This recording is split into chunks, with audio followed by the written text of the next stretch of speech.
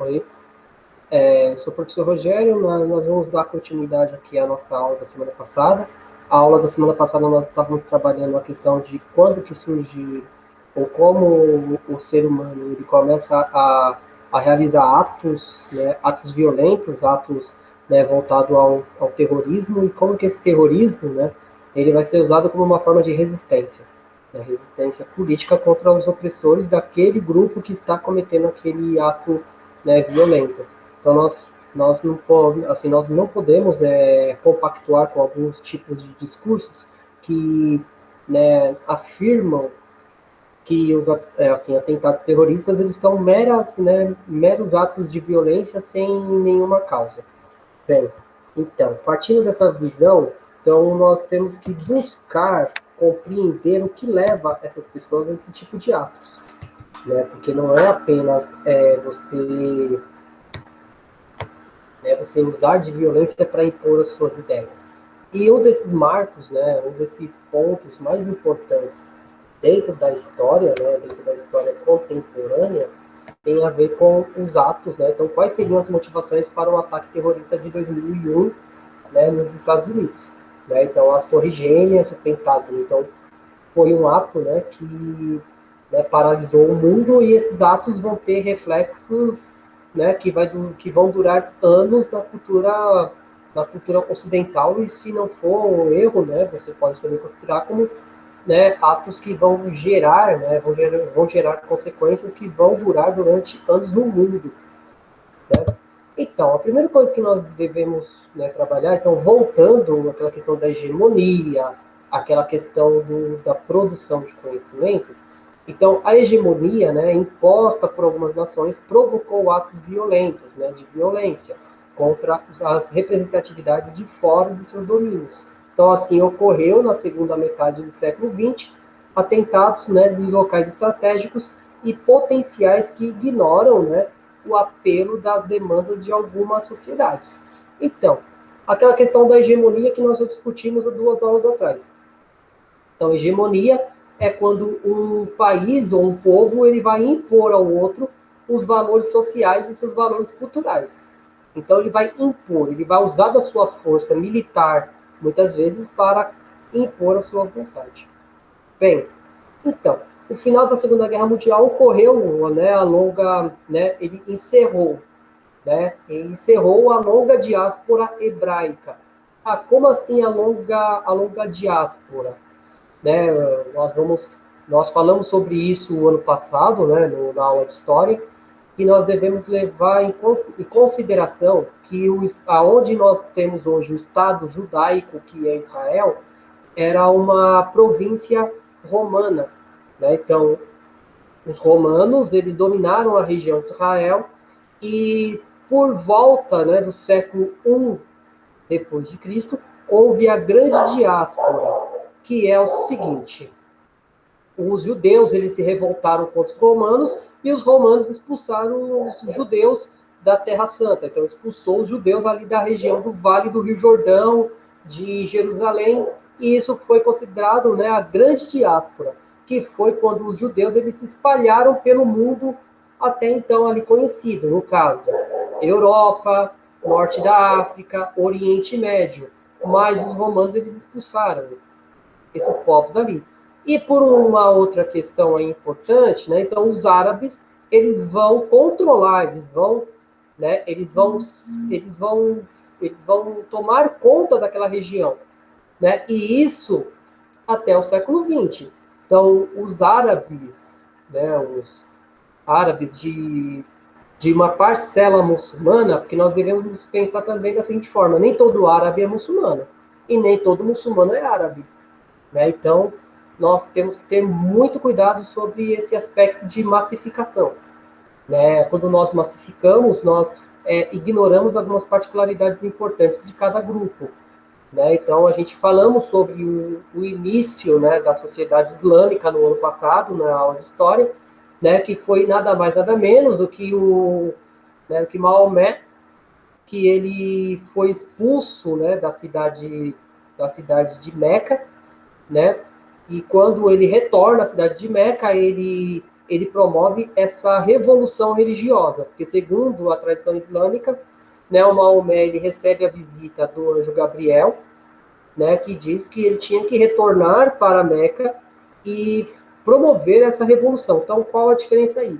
É que o Maomé ele volta para Meca, mas junto com muitos seguidores que ele conseguiu na cidade de Medina. E quando ele chega em Meca, ele promove uma revolução iconoclasta, que ele vai quebrar todos os signos, né, todas as imagens dos deuses que os caixistas, né, que são os povos que viviam na Arábia Saudita, eles tinham.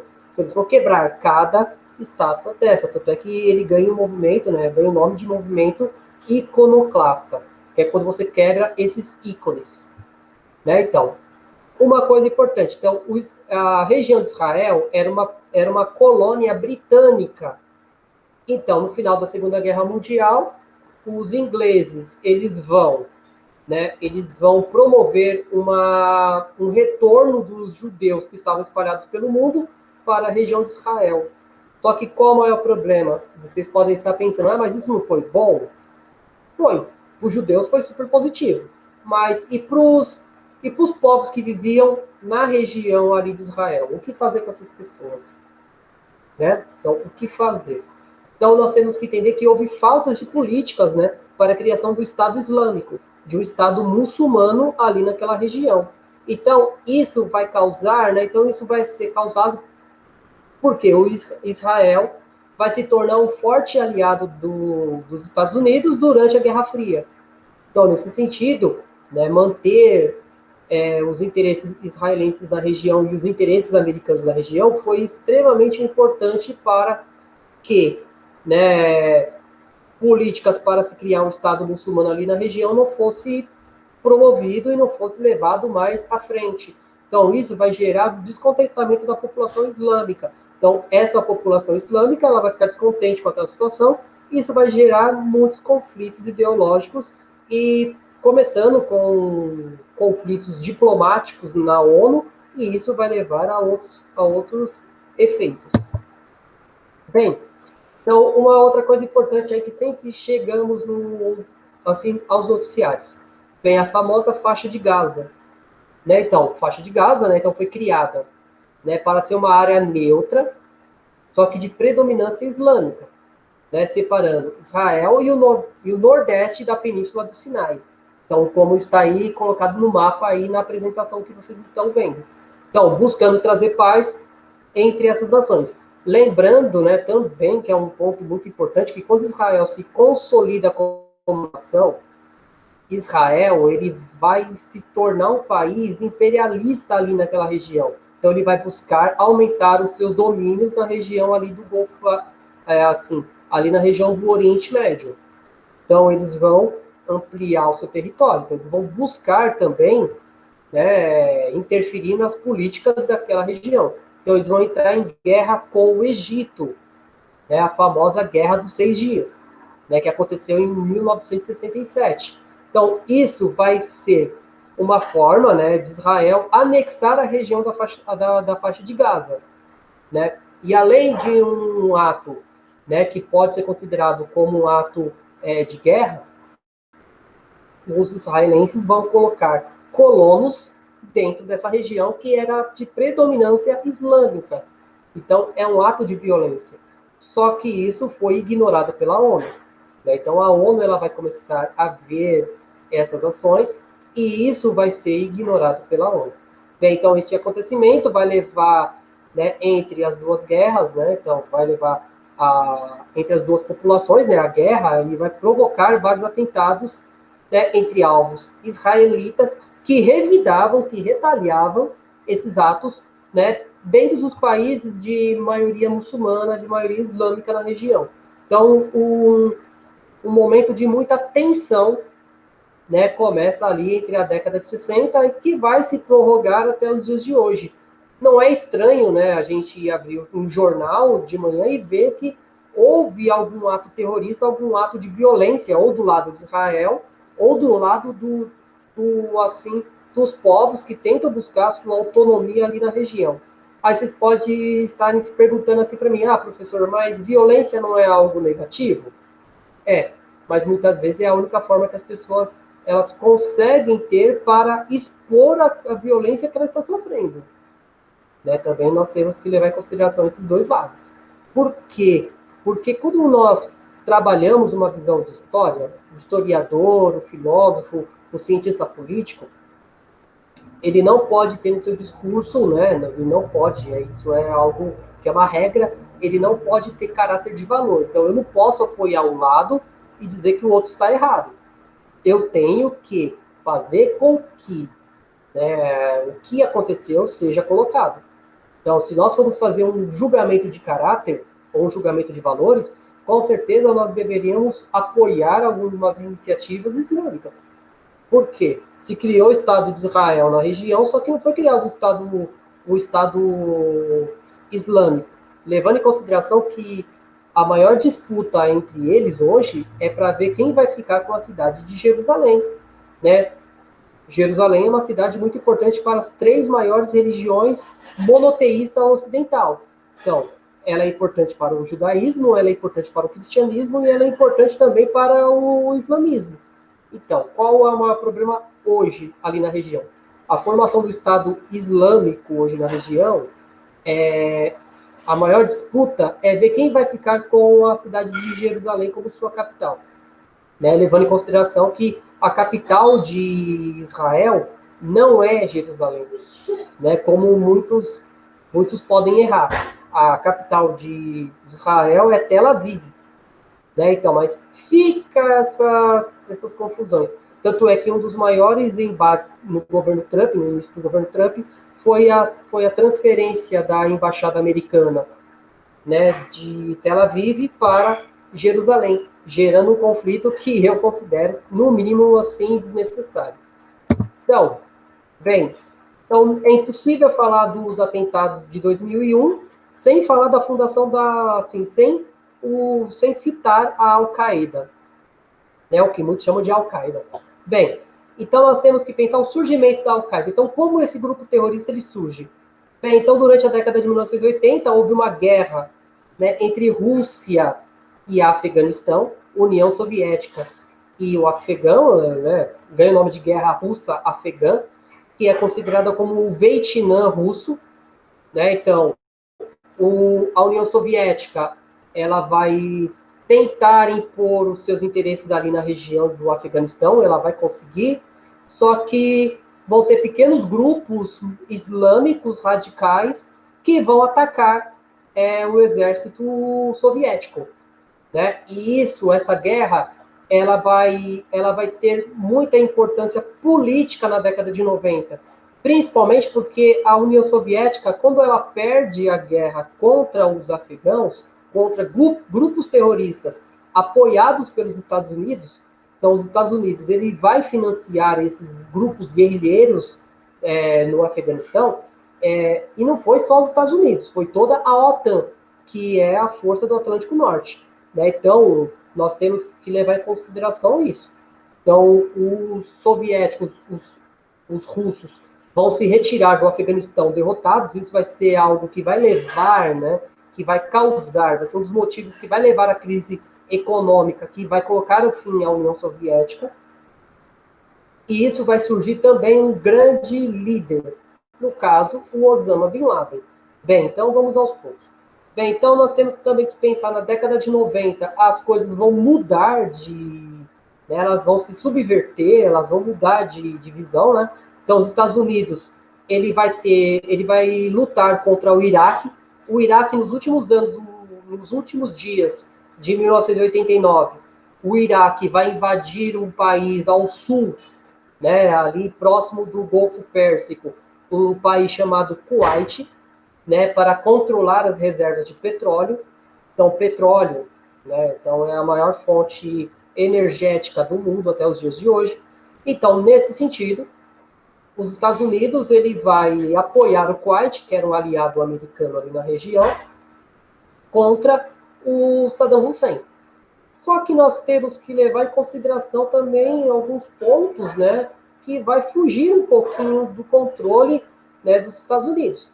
principalmente o grupo liderado pelo Bin Laden, que foram expulsos pelo rei, né, Fahad da Arábia, né, da Arábia Saudita. Ele foi expulso da Arábia Saudita porque eles vão começar a promover ataques contra forças americanas dentro da Arábia Saudita, né? Porque o Bin Laden, ele vai, a gente vai estudar, vou falar um pouquinho mais sobre a formação dele, mas ele vai achar que o comportamento ocidental era um comportamento que vai degenerar a cultura, né? Que vai trazer, né? Degenerar, que vai contaminar, que vai retirar a importância, né? Da cultura islâmica ali da região da Arábia Saudita, dos povos que viviam ali ao redor do Iraque.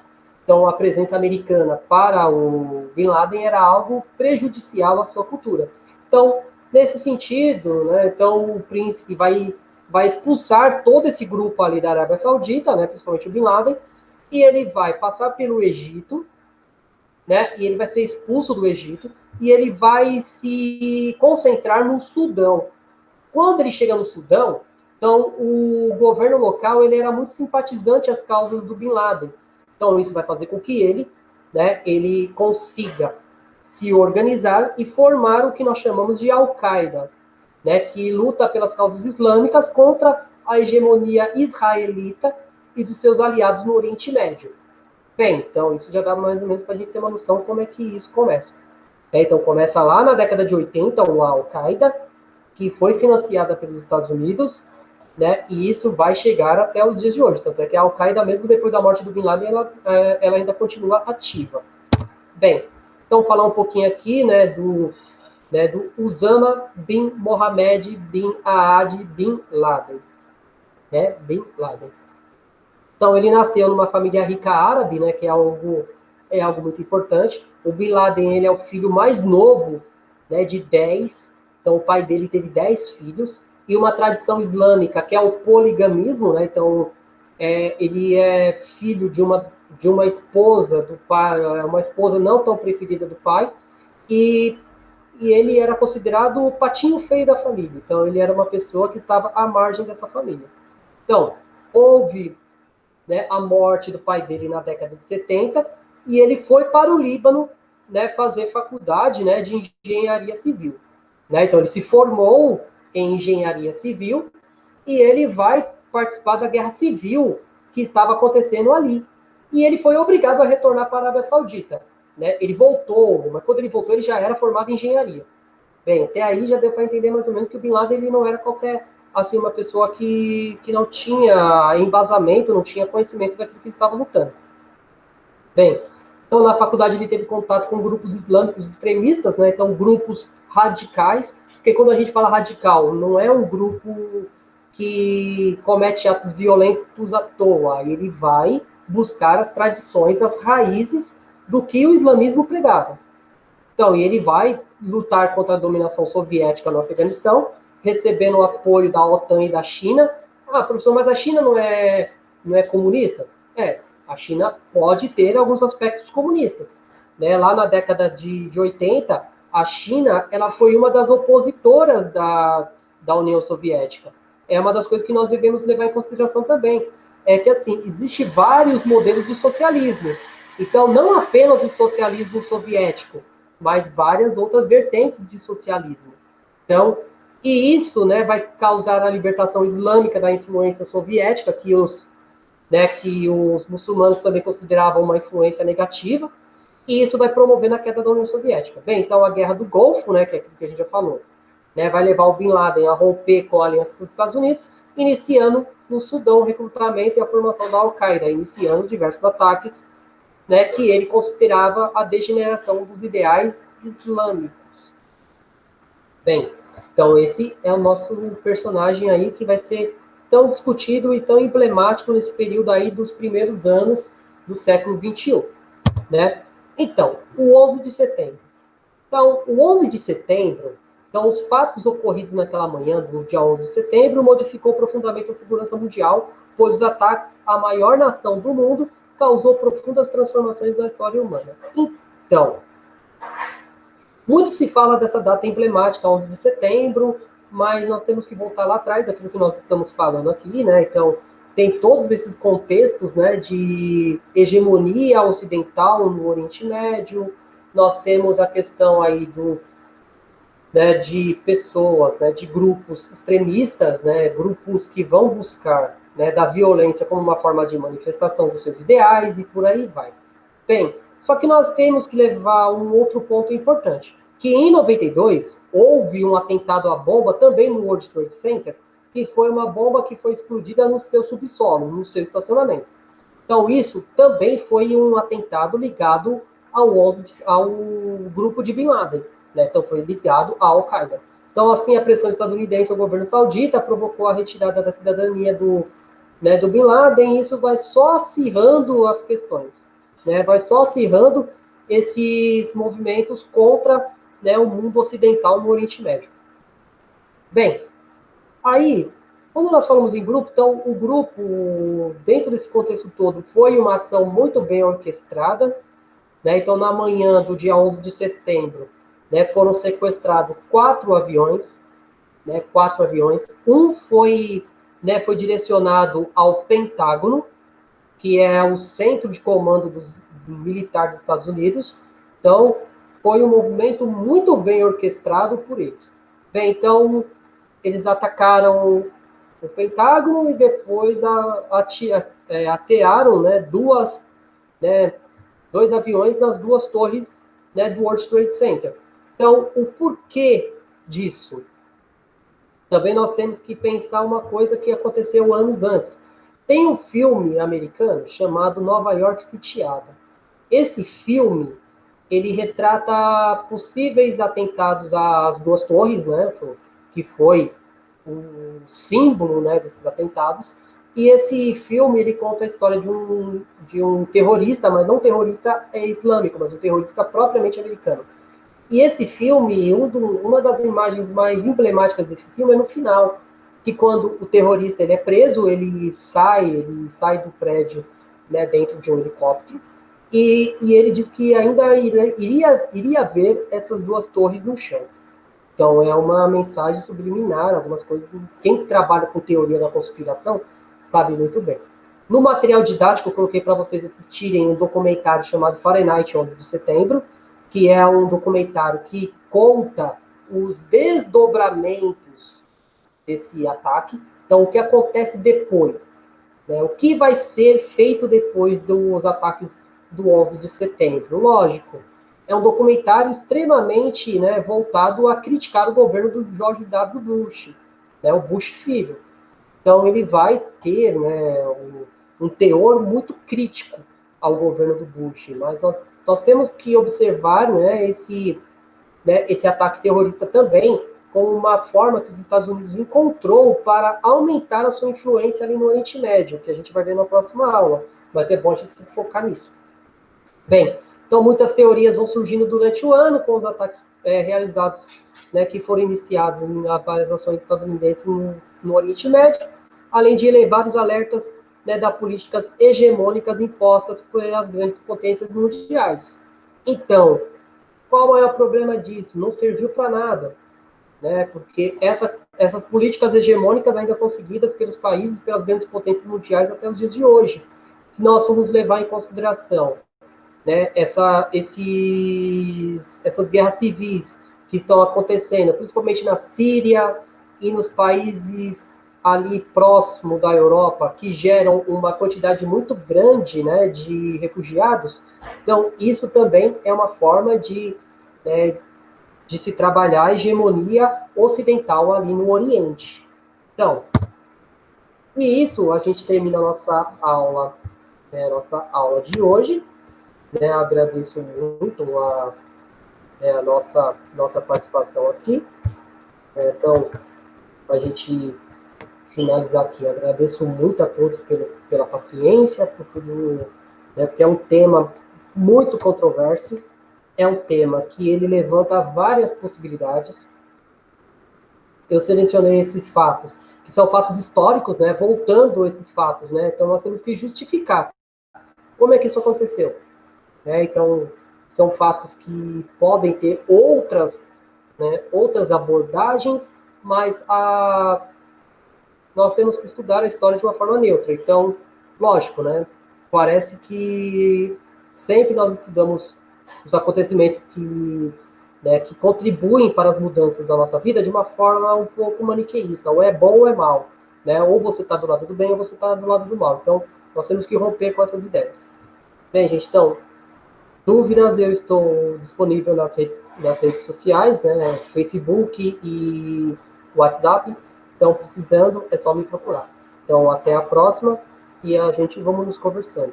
Tudo bem? Até mais.